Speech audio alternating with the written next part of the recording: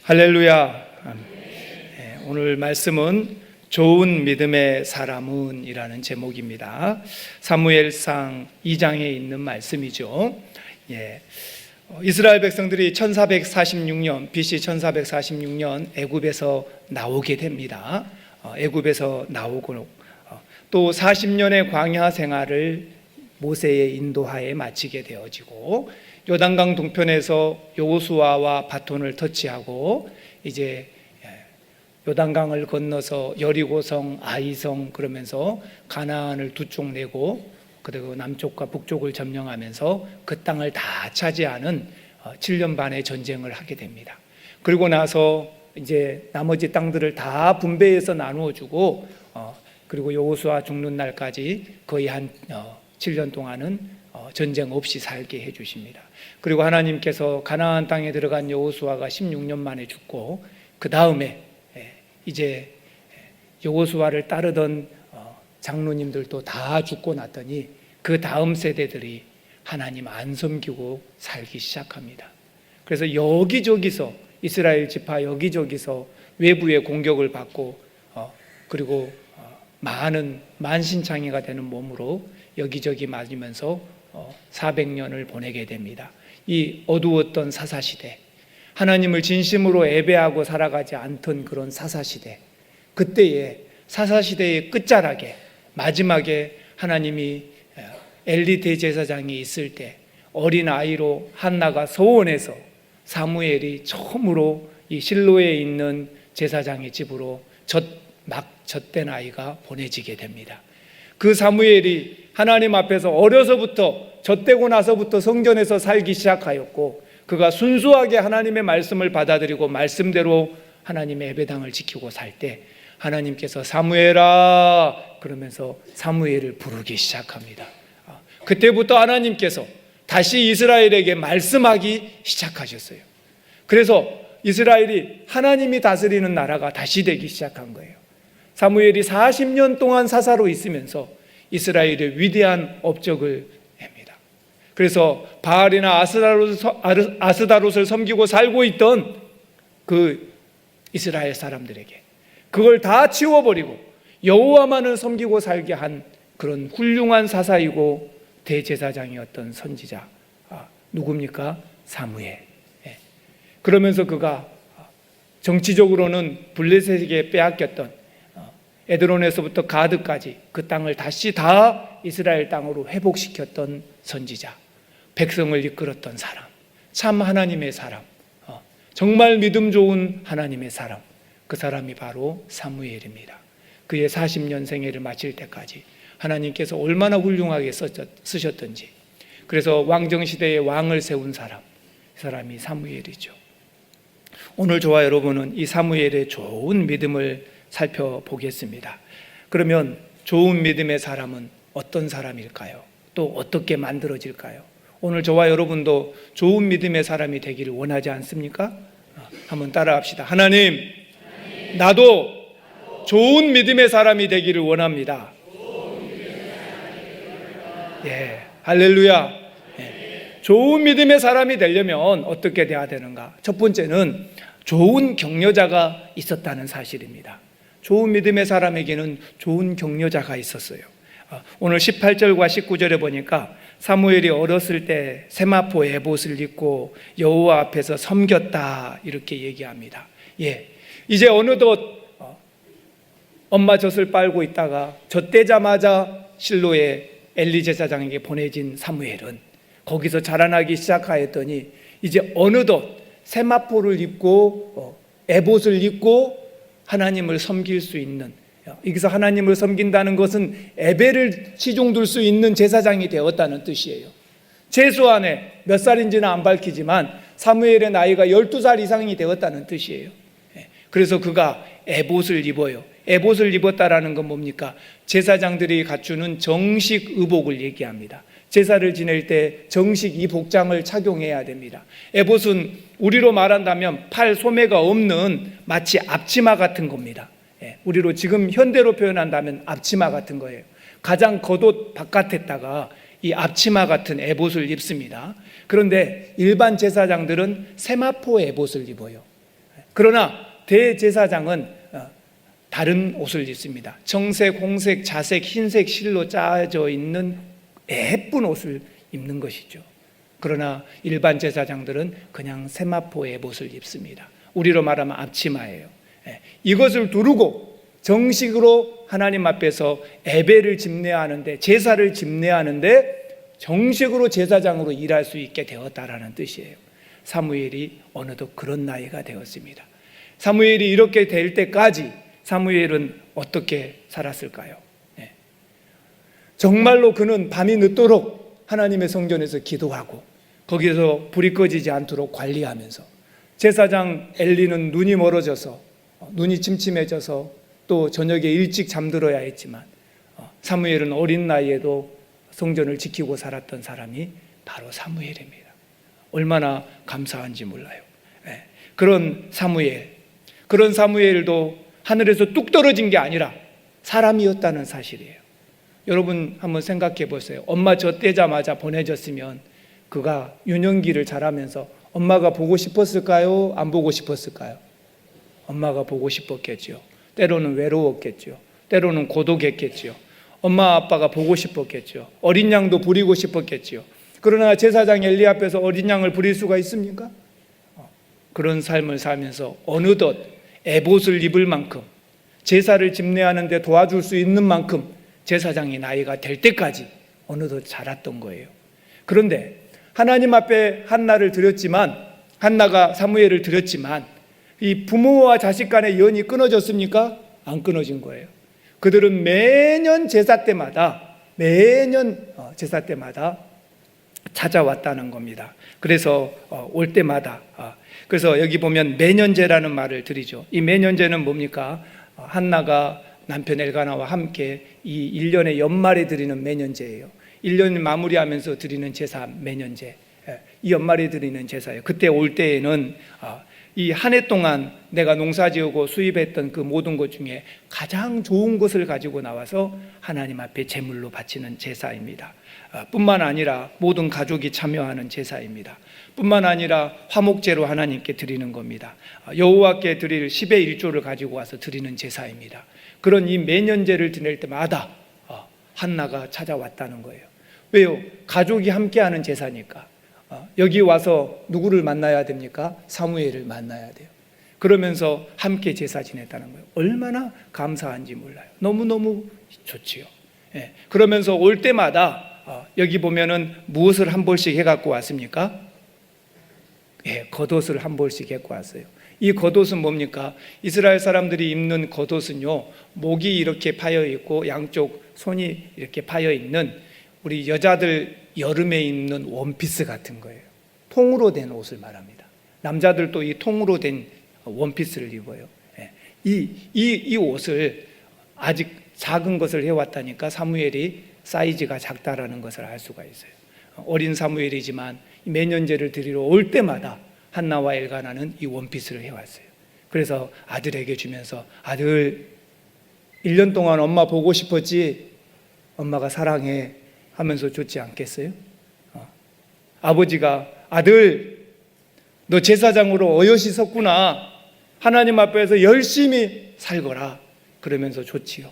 얼마나 보고 싶고 좋았겠어요. 엄마가 올 때마다, 아빠가 올 때마다 사무엘은 힘이 났을까요? 안 났을까요? 엄청 힘이 났지요. 얼마나 감사한지 몰라요. 여러분, 우리가 믿음의 삶을 살고 좋은 믿음의 사람으로 살아가려면 내 주변에 좋은 누가 있어야 합니까? 격려자가 있어야 돼요. 내 주변에 좋은 격려자. 사람이 흠을 잡으려고 하면 한도 없이 잡을 수 있죠. 100가지도 잡을 수 있죠. 그러나 칭찬해주고 격려하고 세워주려고 하면, 그것으로 세워주면 얼마나 사람들이 또 힘이 나고 살아남는지 몰라요. 한나와 엘가나가 아빠와 엄마가 매년 찾아와서 옷도 새로 해주고 아들 힘내라 해주었을 때, 그것이 사무엘에게는 큰 힘이 되었다는 거예요. 얼마나 좋았겠어요. 또 우리 엄마가, 우리 아빠가 찾아왔구나 그러면서 힘을 얻었다는 거죠. 우리 주변에도 저와 여러분이 믿음의 사람으로 서려면 이런 좋은 격려자가 옆에 있어야 할 줄로 믿으시기를 바랍니다. 한나를 생각해 보세요. 한나는요, 하나님 앞에 서원을 했어요. 서원제를 드렸어요. 하나님, 내가 무자한데 만약에 나한테 아들을 하나만 주신다면 내가 그 아들이 젖되자마자 하나님 앞에 바치겠습니다. 그래서 소원 제사를 드렸어요. 그리고 실제로 임신했고 하나님이 주셨을 때 젖되자마자 하나님께 바쳤어요. 근데요, 민수기 30장 6절로 8절 한번 말씀 보겠습니다. 자, 같이 한번 읽어볼까요? 시작. 또 혹시 남편을 맞을 때 서원이나 결심한 서약을 경솔하게 그 입술로 말하였으면 그의 남편이 그것을 듣고 그 듣는 날에 그에게 아무 말이 없으면 그 서원은 이행할 것이요 그가 결심한 서약을 지킬 것이니라. 그러나 그의 남편이 그것을 듣는 날에 허락하지 아니하면 그 서원과 결심하려고 경솔하게 입술로 말한 서약은 무효가 될 것이니 여호와께서 그 여자를 사하시리라. 이게 무슨 말입니까? 아내가 남편 없이 하나님 앞에 어떤 소원을 했다 할지라도 하나님 앞에 소원을 했다 할지라도 남편이 아내가 나 이런 소원을 하나님께 했습니다 하고 얘기하면 남편이 아무 말 않고 그냥 받아줄 때에는 그것은 그 소원이 이루어지는 거예요. 근데 남편이 아니라 어찌 나도 없이 그렇게 당신 혼자 해버렸어. 그리고 가정의 머리가 된 남편이 아니라고 해버리면 그 소원은 없어지는 거예요. 없어지는 거예요. 그리고 하나님은 그 소원을 한 여자에게 죄를 묻는다 안 묻는다? 죄를 안 묻는다. 그러면 한나가 사무엘을 갖다가 드렸다라는 것은, 소원한 대로 하나님께 드렸다라는 것은 남편 엘가나가 인정했다는 뜻입니까? 안 했다는 뜻입니까? 인정했다는 뜻이에요. 혼자 소원한 것을 남편이 받아줬다는 거예요. 그리고 매년 제를 드릴 때마다 남편이 이렇게 같이 동행하여서 이렇게 아들을 찾아간다는 것은 남편이 한나에게 좋은 조력자가 되었다는 거예요. 여러분, 좋은 믿음의 사람 한나가 있다면요, 그 뒤에는 남편 엘가나가 좋은 조력자로 있음을 믿으시길 바랍니다. 또 그뿐입니까? 그뿐이 아니죠. 이렇게 하나님께서 이런 좋은 조력자를 주었다면 사무엘에게는 한나 엄마하고 아빠 엘가나가, 엄마 아빠가 매년 찾아와서 옷을 주며 위로해 주는 좋은 믿음의 조력자였어요. 아들 힘을 내, 엄마 아빠가 너희와 함께한다, 이렇게 해주는 거죠.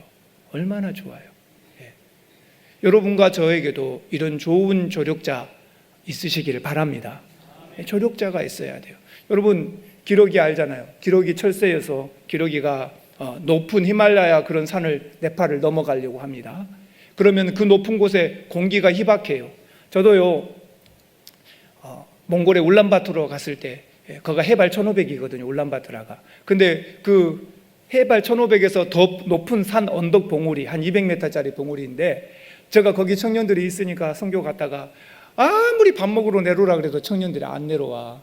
그래서 내가 가서 거기는 핸드폰도 안 터질 테니까 가서 내가 데려와야겠다 싶어가지고 200m 산을 내가 달려 올라갔거든요. 내가 죽는 줄 알았어요. 심장이 터져버리려고 그래. 폐가 터져버리려고 그래. 숨을 쉴 수가 없어요. 한동안 드러누워 있었어요. 여러분, 산소가 희박한 곳에서 달리면 절대 안 돼요. 달리면 절대 안 돼. 그런데 이 기러기 같은 것들이 높은 6,000m, 5,000m에서 이렇게 날아가고 있으면요, 그 산소가 희박한 곳에서 날아가면 힘들까요? 안 힘들까요? 엄청 힘들죠. 힘들어요. 또 바람을 맞아야 되니까. 그래서 앞에 기러기가 이렇게 날아가면 뒤에 기러기가 옆으로 쓰지요. 또 저쪽에도 옆으로 쓰지요. 그래서 무슨 형태를 지읍니까? 그렇죠. 나선형을 형성하죠. 그러면서 앞에 기러기의 바람을 뒷 기러기는 안 맞는 거예요. 저항을 제일 앞에 선두 기러기가 다 맞는 거예요. 그러면 뒤에 따라가는 기러기들이 웁니까 안 웁니까? 울어요. 뒤에 기러기들이요, 막 옆에서 힘내 막 해주는 거예요. 막 기러기들이 옆에서 끼룩끼룩 하면서 힘을 내라고 소리를 질러줘요. 왜? 앞에 기러기는 뒤에가 안 보이니까. 모진 바람을 혼자 다 막고 있으니까. 그 높은 해발 6,000m 된 데에서, 공기가 없는 데서, 산소가 부족한 데서 바람을 막고 날아가고 있으니까. 그 모든 것을 앞에 기러기가 다 막고 있으니까. 뒤에 기러기들이 우리가 네 뒤에 있다, 힘을 내라, 용기를 내라, 너 앞으로 10km만 더 가라. 그러면 10km 가면은 다음 기러기가 앞으로 나오고 그 기러기는 뒤로 가서 쉬는 거예요. 예. 그럴 때마다 그 힘든 고비를 넘길 때마다 뒤에 기러기들이 깨옥! 우리도 어렸을 때 시골에서 자라서 기러기 우는 거 많이 들었거든요. 그러면요, 깨옥! 이렇게 울어요. 그러면 우리는 기러기가 날아가면서 기역자를 그리고 날아가니까 기역 이렇게 한다고 생각했어요. 그래서 우리도 쳐다보고 기역 이렇게 소리를 지르면 기러기가 기역자를 만든다고. 근데 그게 아니었어요. 바람의 저항을 안 받으려고. 그러면서 그들이 막 소리를 질러대는 건 앞에 선두한테 힘을 내라고, 우리가 뒤에 있다고 격려하고 위로해 주는 거였어요. 여러분, 저와 여러분들도 이런 격려자와 위로자가 우리 주변에 있으시길 바랍니다. 누군가에게 아빠 힘내세요, 여보 힘내세요, 주변의 친구들이 힘내라, 네가 쓰러지면 내가 있다 막 하면서 옆에 있는 사람이 있어야죠. 사무엘이 좋은 믿음의 사람이 되기까지 그의 부모가 매년 찾아와서 겉옷을 한벌 해오고 찾아와서 위로해주고, 맛있는 음식은 안 갖고 왔겠어요? 맛있는 음식도 갖고 왔겠죠. 그러면서 늘 위로자와 격려자가 되어 주었다는 사실이에요. 우리도 좋은 믿음의 격려자가 여러분 주변에 많이 있으시기를 바랍니다. 또 중요한 사실 하나는 여러분들도 좋은 격려자가 되시기를 바랍니다. 예. 나한테만 좋은 격려자가 있기를 바라지 말고 나 자신도 누군가에게 좋은 믿음의 격려자가 꼭 되시기를 바랍니다. 꼭 되어주셔야 돼요. 예. 나도 믿음의 격려자가 되어주련다, 믿음의 좋은 조력자가 되어주련다, 이렇게 다짐을 하시기를 바랍니다. 동경올림픽이 열릴 때예요. 스타디움을 확장하려고 보니까 집을 헐어야 했어요. 그래서 어느 집을 허는데 지은 지 3년 된 집이에요. 그 집을 어쩔 수 없이 헐었어요. 지붕을 뜯어내는데 거기에 도마뱀 한 마리가 꼬리 쪽이 못 박혀 갖고 있는 거예요. 그래서 깜짝 놀랐죠, 지붕을 뜯다가. 그래서 주인한테 물어봤어요. 이 못을 언제 박은 거냐고. 3년 전에 집 지을 때 박은 거라고. 그러면 도마뱀이 거기 3년 동안 있었다, 어떻게 안 죽었냐고. 그 사람들이 멀리서 지켜봤더니 다른 도마뱀이 슉 와가지고 먹을 걸 입에 당도주고 가요. 그러고 살았던 거예요. 하루에도 몇 차례씩 먹을 것을 그 도마뱀에게. 대단하잖아요. 남편 도마뱀이었는지 부인 도마뱀이었는지 모르겠지만 조력자가 있기 때문에 그러고 산 거예요. 오늘 저와 여러분들도 믿음의 좋은 조력자가 있어야 믿음의 사람이 되는 줄 믿으시기를 바랍니다. 믿음의 좋은 사람은 그렇게 만들어집니다. 세상을 살아가면서 일생 동안 행복한 삶을 살아가는 사람이 많지만 그 좋은 환경을 만났기 때문이라기보다는 오히려 좋은 사람을 만났기 때문인 줄 믿으시길 바랍니다. 여러분 주변에도 좋은 믿음의 사람들이 있어야 할 줄로 믿으십시오.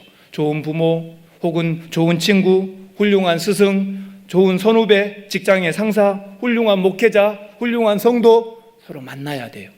그래야 믿음의 사람들을 만나야 합니다. 그래서 인생의 전환점이 생겨야 되고, 인생의 획기적으로 내 인생이 여기서부터 다르게 살아야겠다 결심하고 각오할 수 있으려면 좋은 조력자들을 만나야 합니다. 좋은 사람을 만나야 돼요. 여러분, 육신적으로도 좋은 친구를 만나야 되는 게 사실이지만 영적으로도 믿음이 좋은 벗을 만나는 것, 이것은 하나님의 축복임을 믿으시길 바랍니다. 믿음의 좋은 조력자 꼭 필요합니다. 우리가 어디서 살 것인가도 중요하지만 누구하고 살 것인가가 더 중요하지 않겠습니까? 여러분, 어디서 사는가로 환경으로 결정하지 마시고 누구랑 살 것인가, 그러면 더 중요한 거, 어디서 맛있는 밥을 먹느냐가 중요한 게 아니라 맛있는 밥은 누구랑 먹느냐 아니겠어요? 누구랑 먹느냐. 여러분, 사랑관계가 이렇게 중요해요. 행복하고 좋은 인생이 되려면 여러분도 두말할 것도 없이, 또 좋은 믿음의 사람이 되려면 두말할 것 없이 좋은 조력자를 가져야 돼요. 그리고 여러분 스스로도 좋은 조력자가 되어주시기를 바랍니다. 가끔씩 이렇게 생각해요. 나는 좋은 조력자의 재질이 못 된다. 왜냐하면 나는 내 스스로도 앞가림을 못하고 실수가 너무 많은 사람이다, 이렇게 생각할 수가 있어요. 그래서 나는 남을 도울 만한 형편이 아니다고. 그런데 절대 그렇지 않습니다. 한번 따라합시다. 실수가 많은 사람, 실패가 많은 사람, 그 사람에게는 하나님께서 위로의 자격증을 줍니다. 예. 맨날 잘 나가는 사람이 힘들고 어렵게 사는 사람한테 와가지고 어이 힘을 내서 힘이 납니까? 힘이 안 나요. 근데 어떤 게 힘이 납니까? 나도 당신같이 나도 암 3기였어. 당신 암 걸렸다는데 나도 암 3기였어. 죽을 것 같아서 하늘이 노래지고 세상 무엇도 하기 싫고 사람도 보기 싫고 정말로 힘들대. 석 달간 내가 그렇게 살았네. 그러면은 암 걸린 사람이 위로가 탁 돼요. 그랬구나. 마음을 활짝 열지. 슬픔과 어려움을 겪고 있는 사람에게는 누가 그를 위로할 자격이 있습니까? 같은 아픔을 겪어본 사람이 위로할 자격이 있는 거예요. 그러니 내 인생이 실패한다고? 욥의 친구들 봐보세요. 욥이 그 어려운 고난 중에 있을 때 욥의 친구들이 위로한답시고 찾아와서 그에게 말했지만은 그건 욥에게 하나도 위로가 안 되었어요. 누가 위로할 수 있습니까? 같은 아픔과 고충을 겪어본 사람이. 그런 사람에게도 위로의 자격증이 하나님이 주시는 거예요. 그러니 나는 좋은 조력자가 될 수 없다. 왜? 나는 실패자니까. 아니요. 힘들고 어려운 삶을 살아본 사람이 오히려 누군가에게 더 큰 힘과 위로를 줄 수 있다는 사실을 믿으시길 바랍니다. 여러분 누구도 서로에게 위로자가 되어줄 수 있어요.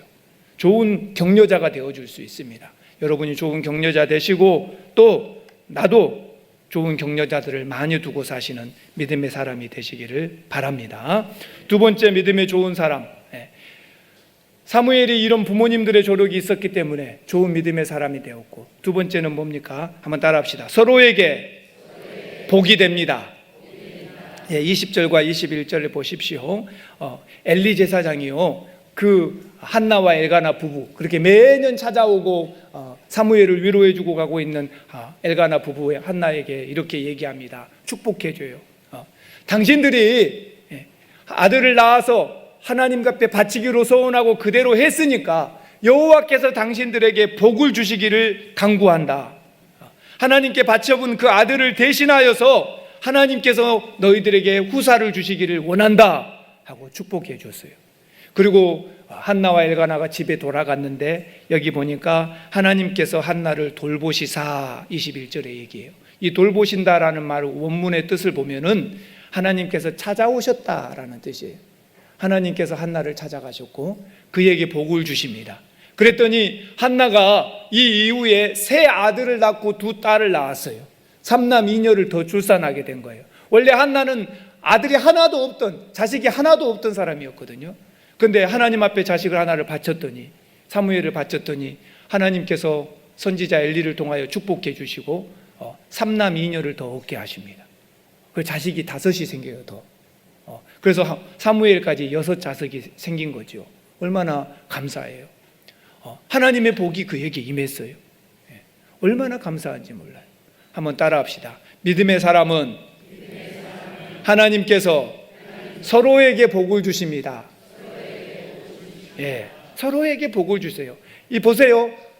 사무엘을 실로에 있는 성막으로 보냈더니 엘리 제사장이 웬 복을 받았는지, 하나님께서 통 이스라엘에게 말씀이 전혀 없으신 시대에 사무엘이 들어옴으로 말미암아서 하나님께서 사무엘아 하고 불러주시면서 드디어 하나님의 음성이 임한 거예요. 얼마나 감사합니까? 또 여러분, 훔니와 비느하스 같은, 또 이 엘리의 그 못된 아들들 같은 사람들, 하나님 앞에 예배하지 않는 자들, 그런데 여기에 사무엘이 들어와가지고 눈이 침침하고 제사의 직무를 다하지 못하는 엘리를 대신하여서 사무엘이 그 직무를 감당하고 있었으니 얼마나 엘리한테도 복입니까? 내 때에 끊어지지 않고 너무 복이지요. 그뿐입니까? 하나님께서 은혜를 주셔서 한나와 엘가나는 5남 3녀를 더 갖게 되었으니 얼마나 복입니까? 또 이스라엘은 또 얼마나 웬 복입니까? 그동안 하나님께서 우리 민족에게 말씀하지 않으시더니 사무엘을 통하여 말씀하기 시작하시니 이스라엘은 또 얼마나 축복입니까? 그래서 잃어버린 땅도 회복하고 하나님과 다시 소통하게 되는 백성이 되었고 얼마나 축복이냐 그 말이에요. 믿음의 사람 이렇게 하나는 믿음의 사람들이 서 있기만 한다면, 믿음의 좋은 사람 곁에는 이쪽에도 하나님이 복을 흘려보내시고 저쪽에도 하나님이 복을 흘려보내심을 믿으시길 바랍니다. 서로에게 복이 되는 거예요. 이 믿음의 좋은 만남은요, 서로에게 복이 돼요. 얼마나 축복인지 몰라요. 저와 여러분 그렇게 사실 수 있기를 바랍니다. 서로가 서로에게 큰 복이 될 것입니다. 믿음의 사람으로만 서 있으십시오. 그러면 믿음의 사람들끼리 교제하고 믿음의 사람들끼리 예배하는 삶만 잘 살아가면 하나님이 서로가 서로에게 큰 복을 주셔요. 여러분, 목사님은 좋은 성도를 만나야 돼요. 성도들은 좋은 목사님을 만나야 돼요. 그보다 더 좋은 게 없죠. 서로가 서로에게 복이 될 거예요. 여러분과 믿음의 사람으로 좋은 사람으로 사십시오. 그러면 또 다른 믿음의 좋은 사람을 붙여줄 것이고 서로에게 복을 주게 하나님께서 하실 줄 믿으시길 바랍니다. 마지막 세 번째 좋은 믿음의 사람은요, 한번 따라합시다. 회개할 기회를 놓치지 맙시다. 22절과 25절까지를 보면은요, 엘리가 매우 늙었더니 이렇게 얘기합니다. 그때 그의 아들들이 온 이스라엘에게 행한 모든 일과 회막문에 수종드는 여인들과 동침하였다는 걸 듣게 되었다, 이렇게 얘기해요. 그래서 엘리가 그 아들들에게 어째서 너희가 이런 일을 하느냐, 너희의 악행이 모든 백성들이 다 알게 되어서 내가 그들한테 들었다. 내 아들들아, 그래 하지 말아라. 너에게 들리는 그 소문이 좋지 아니한다. 여호와의 백성에게 너희가 범죄를 저지르게 만들었구나. 그렇게 하면서 사람이 범죄한다면, 사람들끼리 사이에서 범죄한다면 하나님이 판단하실 것이다. 근데 네가 하나님 앞에서 직접 그분 앞에서 범죄해 버린다면 그것은 누가 중재해 주겠느냐? 거기는 하나님의 심판밖에 없다. 그러면서 아들들을 책망했어요. 그러나 아들들이 꿈쩍도 안 합니다. 왜요? 엘리의 나이가 많기 때문이에요. 많아요. 그러니 꿈쩍도 안 합니다. 사무엘상 4장 15절에 보면은요, 엘리가 죽을 때 나이가 98세였거든요. 지금 죽음에 가까운 나이예요. 그러니 아버지가 그에게 말하는 것은 힘이 없었겠죠. 자식들이 들은 척도 안 해버려요. 얼마나 기가 막힙니까? 엘리의 아들들이 어떻게 나쁜 짓을 저질렀습니까? 제사장들이, 그 엘리의 아들들은 제사장이잖아요. 이제 백성들이 제사 지내려고 고기를 갖고 와서 삶잖아요. 그럼 고기를 삶고 있는데, 하나님께 바쳐야 할 고기인데 그가 사환을 보내가지고 삼지창으로 익은 고기 삶고 있는 거 건져다가 자기부터 먹어버려요. 얼마나 기가 막혀요. 또 하나님 앞에 불태워서 드리려고 고기를 갖고, 생고기를 불태워 드리려고 그러면 와갖고 고기를 떼간다 그래요. 아니, 하나님 앞에 제사 지내고 나서 떼줄게요. 아니다고. 우리 흠냐 비누아스는 이것부터 먹고 싶다고, 생고기 먹고 싶다고. 그래서 떼주라고. 그러면서 떼가버려요. 그러니 백성들이 제사 지내러 오고 싶겠어요? 백성들이 얼마나 신물이 나겠어요.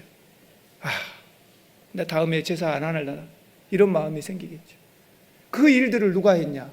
엘리의 아들들이 그렇게 한 거예요. 얼마나 기가 막힙니까? 사랑하는 성도 여러분, 이 모든 얘기가 제사장 엘리에게 들렸어요.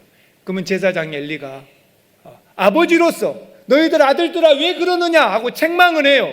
그런데 그 책망이 아무 힘도 없습니다. 눈이 어두워지고 98세 된 노인이 다 장성한 아들에게 뭐라 했는데 아들들이 들은 척도 안 해요. 그의 말대로 너희가 하나님 앞에 범죄하면 누가 때리시겠어요? 이제 하나님이 때릴 일만 남은 거잖아요. 그러면 아버지로서가 아니라 제사장이 누구로서? 대제사장 엘리는 제사장으로서 그의 입으로 선포해야 돼요. 자기의 아들들을 제사장에서 잘라야 돼요. 잘라줬어야 돼요. 근데 못해요. 너무 안타깝죠. 안타까워요. 그랬더니 결국은 그의 말처럼 하나님이 그 두 아들을 죽이십니다. 너무 안타깝잖아요. 엘리가 할 수 있었거든요. 엘리가 하나님이 치시기 전에 제사장으로서 둘을 경질시켰어야 돼요. 하나님의 진노가 임하기 전에. 그랬으면 백성들도 바로 서고 아들들도 살릴 수 있었을 거예요.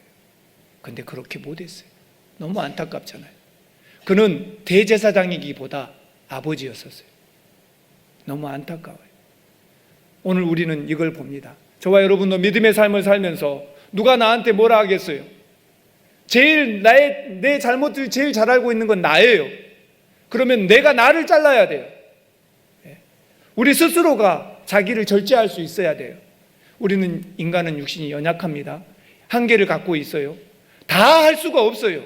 이것저것 다 할 수가 없어요. 육체의 한계도 갖고 있고요. 시간의 한계도 갖고 있고요. 물질의 한계도 가지고 있어요. 다 못해요. 다 하려고 하니까 결국 무너지고 쓰러지고 자빠지는 거예요. 그래서 세상의 일 열심히 그것만 해가다 보면요, 예배하고 싶은 마음이 생깁니까? 체력이 다 방전됐어요. 누가 예배 갑시다 그러면 이 사람아, 나 집에서 자야지. 못 가. 누가 주를 위해서 좀 일해봅시다. 이 사람아, 내가 얼마나 바쁜지 안 가. 못해. 사람이 어찌 다 하겠어요? 체력이 안 따라줘요. 시간이 안 따라줘요. 경제가 안 따라줘요. 그러면 이것을 가지치기 할 수 있는 사람이 누굽니까? 자기 자신이에요. 하나님을 위해 할 수 있는 힘을 남겨둬야죠. 하나님을 위해 일할 수 있는 시간을 남겨둬야죠. 세상에 바쁘다 하고 살 게 아니라 내 스스로 가지를 좀 쳐야 돼요.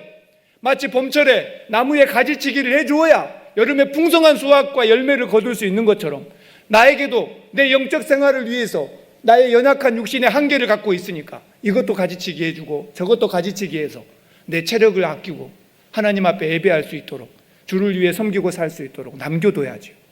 근데 대부분 우리가 못해요. 엘리가 자식들을 못했던 것처럼 우리가 우리 자신을 너무 사랑하는 것 같아요. 못해요. 그러면 그 다음에는 누구가 할 일만 남았습니까? 하나님이 하실 일만 남아요. 우리가 그렇게 살 수. 좋은 믿음의 사람들은 한번 크게 따라갑시다. 좋은 믿음의 사람은 스스로가 자기 자신을 절제할 수 있어야 합니다. 할렐루야. 엘리가 가슴이 아프더라도 율법으로 징계했어야 옳아요. 그랬어야 자식을 살리는 거예요. 오늘 저와 여러분이 가슴이 아프더라도 우리 스스로가 우리의 삶을 정리하고 잘라내야 돼요. 그래서 주를 위해 일할 수 있으시기를 바랍니다. 그래야 좋은 믿음의 사람이 되는 거예요. 그렇지 않고는 할 수가 없어요. 우리가 그렇게 좋은 믿음의 사람으로 하나님 앞에 서시기를 주의 이름으로 축원합니다. 기도하겠습니다. 하나님 감사합니다. 좋은 믿음의 사람 사무엘이 어떻게 만들어졌는지 보았습니다. 또 하나님, 엘리의 아들들은 어떻게 하나님 앞에서 심판을 받았는지도 보았습니다. 정신을 바짝 차리게 하시고 좋은 믿음을 가지고 우리가 살 수 있도록 역사하여 주시옵소서. 감사하며 예수님의 이름으로 기도합니다. 아멘.